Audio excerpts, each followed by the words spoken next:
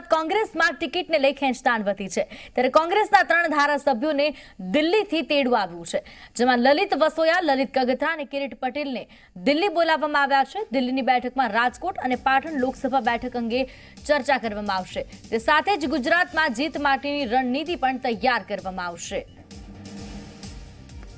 3 ધારાસભ્યોને દિલ્હીનું તેડું આવ્યું છે। કોંગ્રેસમાં ટિકિટને લઈ ખેંચતાણ હવે વકરી છે। કોંગ્રેસના 3 ધારાસભ્યોને દિલ્હી બોલાવવામાં આવ્યા છે। પાર્ટીના હાઈકમાન્ડ સાથે સૌરાષ્ટ્રની જે બેઠકો છે એમાં જ્ઞાતિના સમીકરણો ક્યાં શું કરવાની જરૂર છે એ પાર્ટીના મોવડીઓ સાથે ચર્ચા કરવા માટે દિલ્હી જઈ રહ્યા છીએ। ખાસ કરીને દિલ્હી જવા પાછળનો અમારો હેતુ અને ધ્યેય માત્ર પાર્ટી હાઈકમાન્ડને મળવાનો છે। 5-6 ધારાસભાની પેટા ચૂંટણી છે, 5 એની ચર્ચા વિચારણા કરવાની છે ને આવતા દિવસોની ગુજરાતમાં કેવી રીતે આપણે ઝાઝી સીટો જીતી શકી એ સ્ટ્રેટેજીની થોડી ઘણી ચર્ચા એ અને પ્રજા માટે કેવી વાત કરી શકી એ પ્રશ્નને અમે લઈને જશું।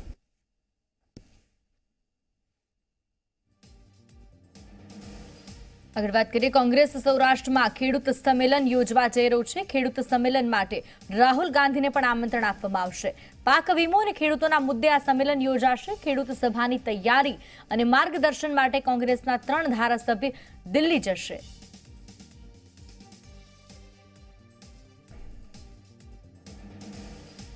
संवाददाता रवि अग्रवाल फोन लाइन पर। रवि, कांग्रेसना 3 धारासभ्य दिल्ही जई रह्या छे बैठकोनी चर्चाने लई अने बीजी तरफ सौराष्ट्रमा खेडूत संमेलन योजवानी कांग्रेसनी विचारणा।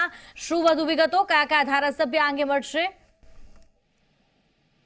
बिल्कुल सिद्धि बात करवामां आवे तो सौराष्ट्રના કોંગ્રેસના 3 મોટા ધારાસભ્ય લલિત કગથરા, લલિત વસોયા અને કિરીટ પટેલ વડોદરા એરપોર્ટથી દિલ્હી જવા માટે રવાના થઈ ગયા છે। ખાસ કરીને રાહુલ ગાંધીએ 3 ધારાસભ્યોને દિલ્હી બોલાવ્યા છે અને તેના કારણે 3 ધારાસભ્યો એક સાથે આજે વડોદરા એરપોર્ટથી રવાના થયા છે।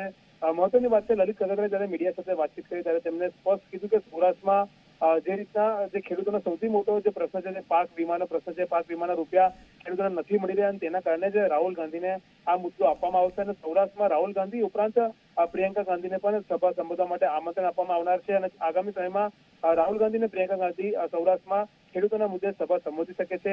એટલું જ નહીં, તેમણે એવું પણ કીધું કે જે લોકસભાની ટિકિટો છે તેની પણ ચર્ચા કરવામાં આવશે। સાથે સાથે જે ધારાસભ્યોની એટલે કે વિધાનસભાની જે પેટા ચૂંટણીઓ છે તેની પણ ચર્ચા કરવામાં આવશે। આમ કહી શકાય કે આ 3 ધારાસભ્યોને જે બોલાવવામાં આવે છે તેમાંથી સૂચનો લેવામાં આવશે। ખેડૂતોની પરિસ્થિતિ કયા પ્રકારની છે તે તેમના પાસેથી પૂછવામાં આવશે અને આ મુદ્દો આગામી સમયમાં ચોક્કસથી સૌરાષ્ટ્રમાં જ્યારે રાહુલ ગાંધી સભા સંબોધશે ત્યારે ઉઠાવી શકે છે। તેમને પ્રશાસન પર એવો પણ આરોપ લગાવ્યો છે કે તંત્ર દ્વારા સ્થાનિક તંત્ર દ્વારા કોઈ પણ રેલી કે સભા કરવાની મંજૂરી નથી આપવામાં આવતી। તેના કારણે જ રાહુલ ગાંધીને આ વાત પણ ધ્યાનમાં મૂકવામાં આવશે અને ચોક્કસથી હવે આગામી સમયમાં જે રીતના લોકસભાની ચૂંટણીમાં 3 ધારાસભ્યો પોતે પણ દાવેદાર છે ત્યારે તેઓ પણ ટિકિટની માંગણી તો કરવાના જ છે। ત્યારે જો સૌરાષ્ટ્રમાં નવી ઉથલપાથલ આગામી સમયમાં સર્જાય તો ચોક્કસથી નવાઈ પંબા જેવું કંઈ નહીં રહે। બિલકુલ રવિ, આભાર માહિતી બદલ।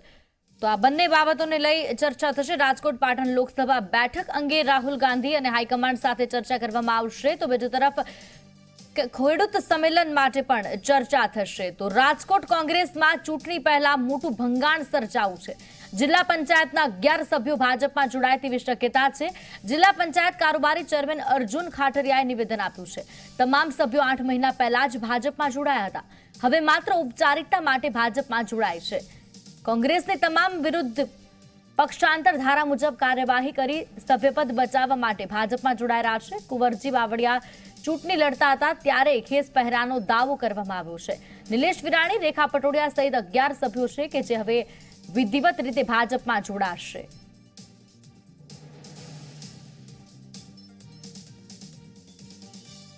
આગેવાનો 14 સભ્યોની વાત કરતા હતા, એમાંથી 14 સભ્યોની બદલીમાં 11 સભ્યો આવેલા છે અને આજે એવો આંકડો આવ્યો કે 11 સભ્યો છે ખેસ ધારણ કર્યા છે। જે 11 સભ્યો ગયેલા છે એમાંથી 8 સભ્યો તો એવા છે કે જે કુંવરજીભાઈ બાવળિયા જસદણ વિધાનસભાની પેટા ચૂંટણી લડતા હતા અને પેટા ચૂંટણીનું એનું સ્નેહ મિલન હતું પાર્ટીનું અને એ વખતે 8 સભ્યોએ છે ખેસ ધારણ કરી લીધેલો હતો।